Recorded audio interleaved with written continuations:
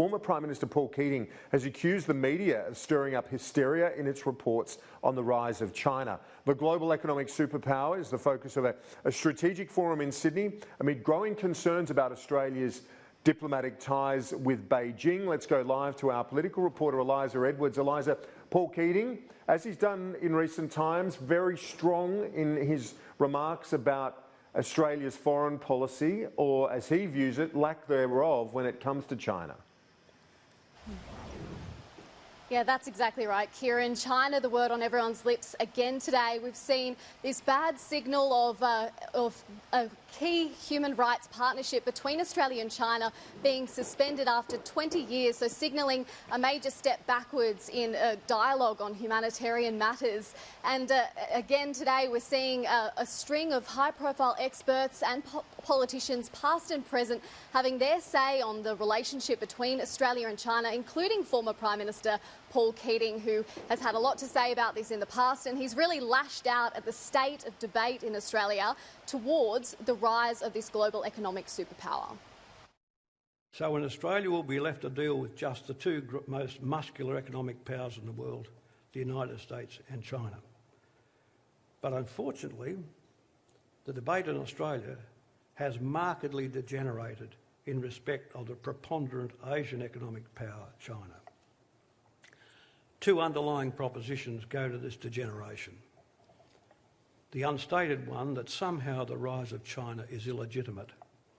The second proposition, debated more openly, is that China is not a democracy. Well, God help us if we are limited or slated to deal only with democracies.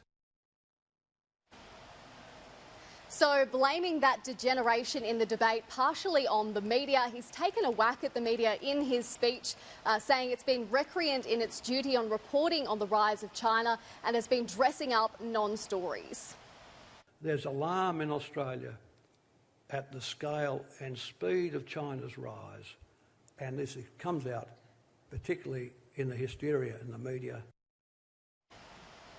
So, Kieran, these comments unlikely to impress two Liberal MPs who have been banned from visiting Beijing on a study tour next month.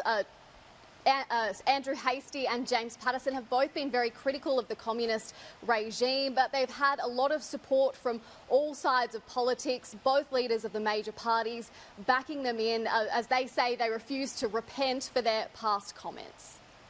Which I think is very disappointing. I thought the response by Senator Paterson and Andrew Hastie, I thought was spot on. I thought it was very measured, but it was very strong. I thought it was very appropriate.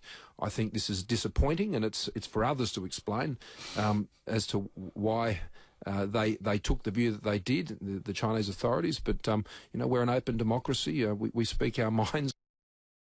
We support freedom of expression here in Australia. There are genuine and legitimate concerns about human rights in China, particularly what we hear about the treatment of the Uyghurs and the concerns about what is happening in Hong Kong. So a strong and unified response from Labor, the Liberals and the Greens today on this response from China to ban these two Liberal MPs. Kieran?